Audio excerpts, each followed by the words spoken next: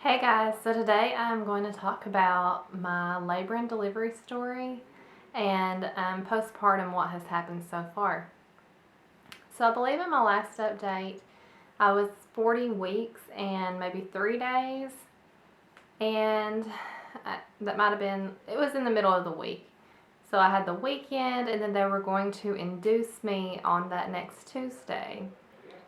So that weekend we walked around a lot, went in the mountains on a hike, just exercise, used an exercise ball to try to balance and see if that would help baby come down.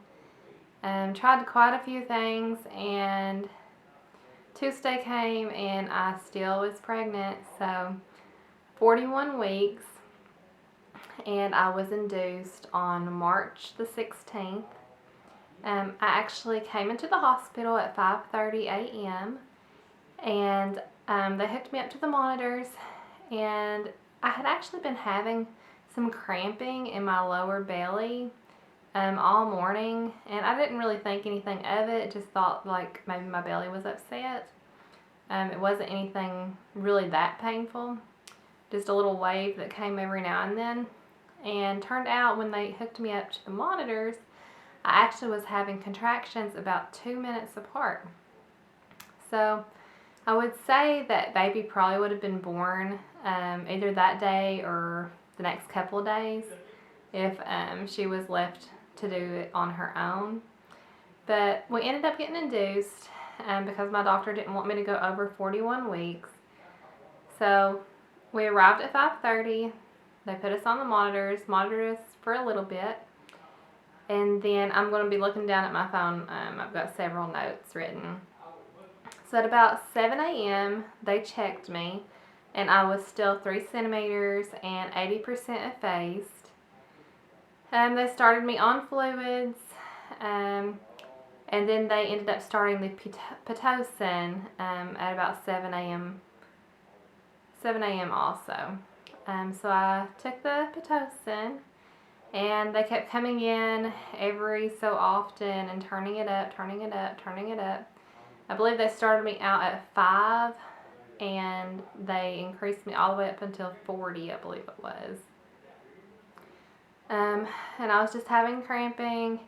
I never hurt in my upper belly where I thought contractions would be. I had a lot of tightening there. I could feel it tightening, but my pain was in my lower abdomen, all of it. No back pain. So the doctor came in at 9 a.m.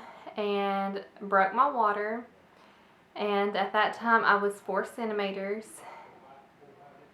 and then the contractions kept getting worse after that, and they said I could have the epidural at any time. I had planned not to have an epidural if possible, but with me being induced and being on an artificial medication like Pitocin, I figured it was probably more likely that I would end up with an epidural. So at 9:30 I did ask for the epidural because there was several patients and there was a C-section, and I did not want to have to wait if those contractions were going to get worse to wait on the epidural to come. So I had the epidural around 9:30. I had a great anesthesiologist. He did awesome. No pain really. The only pain I was having was the contractions. So that completely numbed me. I could feel my belly tightening up top, but I could not feel anything below basically my belly button. So I had a great epidural. They also used a peanut ball with me and repositioned my legs on that about every 30 minutes. And then they rechecked me probably, I don't know, maybe an hour or two later, and I was 6 centimeters. And then not long after that, I started to feel a wave of nausea, just a little wave, and I started to feel like I was about to start shaking. And I know that those are all signs of transition phase of labor. So they did recheck me, and I was between 8 and 9 centimeters at that time. And then we kept looking at the monitor, and baby's heart rate kept dropping with every contraction, which indicates that baby's being squeezed down the birth canal. So they rechecked me after that. Probably wasn't even 30 minutes after they had checked me, and I was complete. I was 10 centimeters. So at that time, it was time to start pushing, and I pushed for about 30 minutes, and my doctor said that baby's heart rate was staying down because of the contractions. She didn't really want me to push any longer, so she recommended if the baby didn't come soon, in the next couple minutes, that they were going to use a vacuum. So I pushed, and she was born without a vacuum. I pushed for about 32 minutes, I believe was what ended up being. And she actually, when she was born, she had a bowel movement and had meconium. They thought she might have aspirated a little bit of that. So she had her SATs, her oxygen level was a little low. She kept dropping down into the 80s, so they were giving her just the blow-by oxygen, which they just have like the mask up to her face, letting the oxygen blow on her. And she kept going low on her stats if we would remove the oxygen. So I actually had them take her to the nursery just to check her out a little bit. And they took her for a little while. It was less than an hour, maybe 30 minutes. And they brought her back, and they said that she cried when she was away from me, and that really helped open up her lungs, and she no longer had any decelerations in her oxygen. So she was fine after that. Baby ended up weighing 6 pounds, 15.8 ounces. So she was right at the 7-pound mark. She was 20.5 inches long. But then when we took her back to the doctor 3 days later, they said she was 19 inches and 19.75 inches. So I believe they were accommodating the cone shape of her head when they first measured her. So really she was about 19 and a little bit more inches long when she was born. Let's see what else. We wanted to breastfeed, so we tried to do breastfeeding. There actually ended up not being a lactation consultant the day that I delivered, when normally there is one there. So I did not get to have like the one-on-one breastfeeding demonstration and assistance. So I had quite a hard time getting her to latch properly. I actually ended up with cracked nipples and scabbing, not bleeding, but just really uncomfortable latch that she was having. And I was told to watch videos by the lactation consultant that I did not get to meet with personally, and I just could not get her to do it by myself. So I actually ended up pumping and trying to give her some colostrum while in the hospital by syringe. So we tried that. And then we actually ended up wanting to go home as soon as possible. So we were allowed to go home 24 hours after delivery. So right at the next day there. She weighed 16 pounds and 13.8 ounces at discharge. So she lost 2 ounces in those first 24 hours, which is normal for them to lose a little bit of weight. Let me see, I'm trying not to forget anything.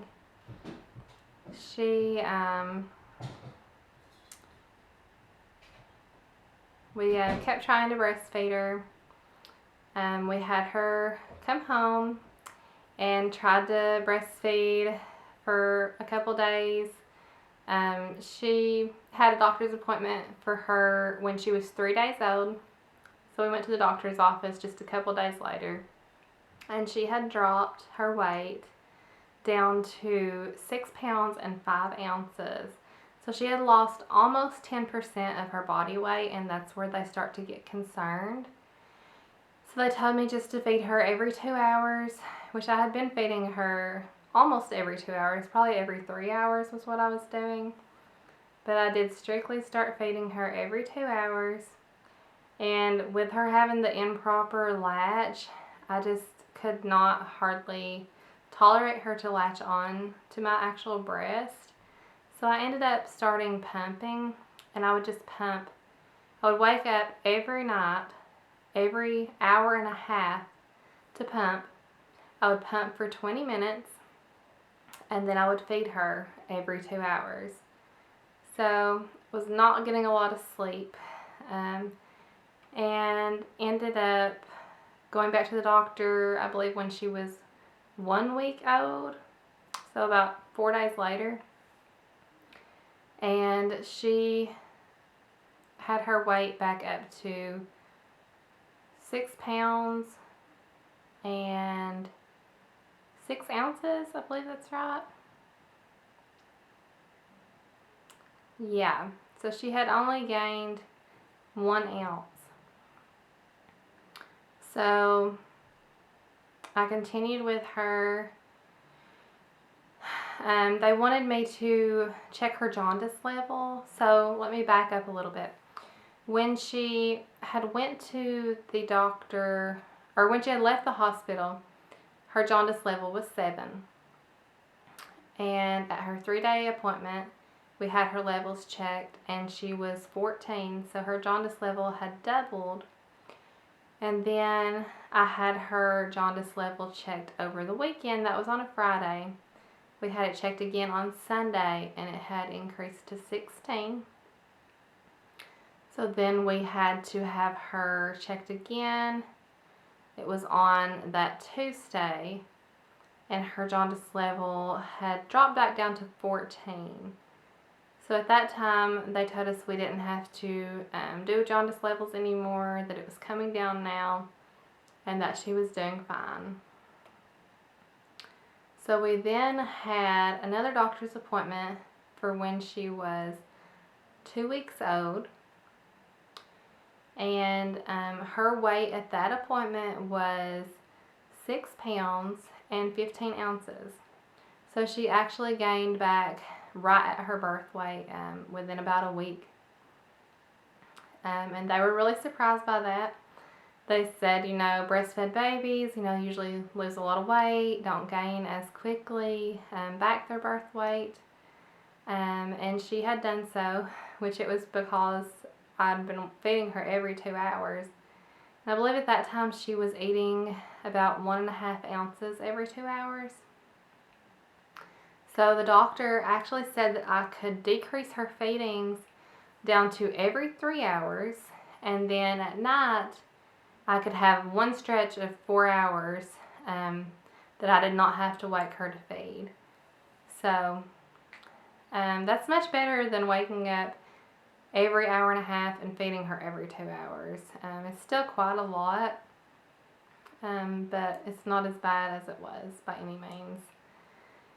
So I usually just wake her up after about 4 hours if she doesn't wake me up first, and I feed her and I pump, and then I wake her up again 3 hours later, and we start all over again.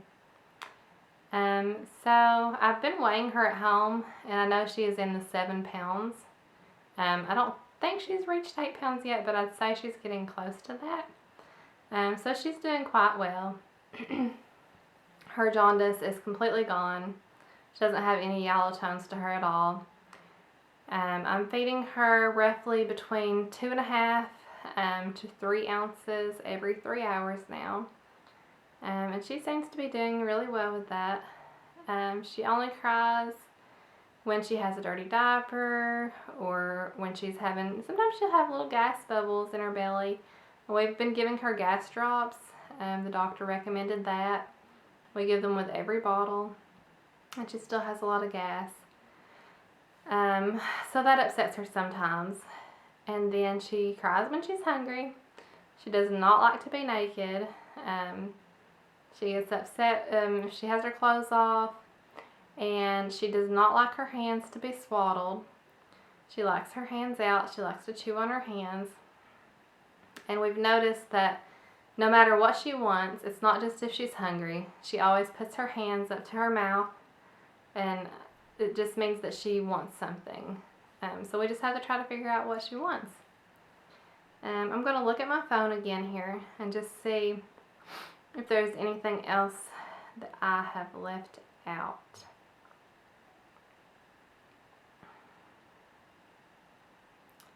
I am trying to figure out ways to increase my supply of breast milk, because it's almost like I'm feeding her everything I pump every single time.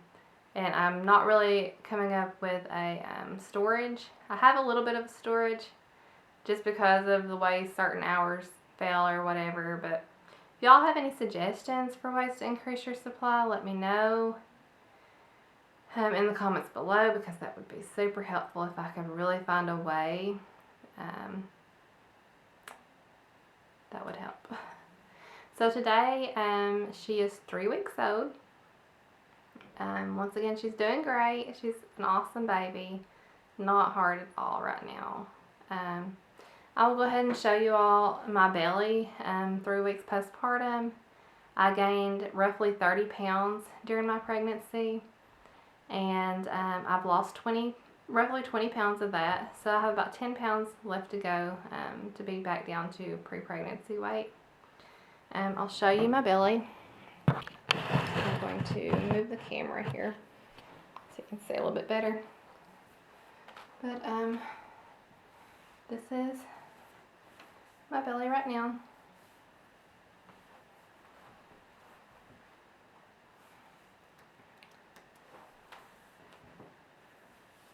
It's mostly gone, but still there. Let me go grab baby, and I will show her and introduce her really quick.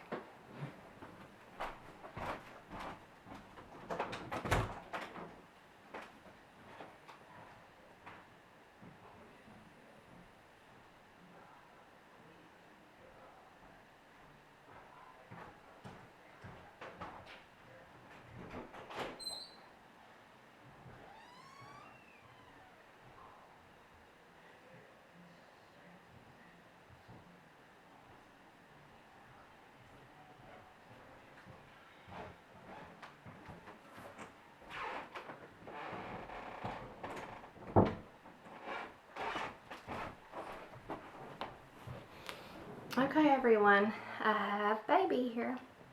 I'll just introduce her really quick. This is our baby.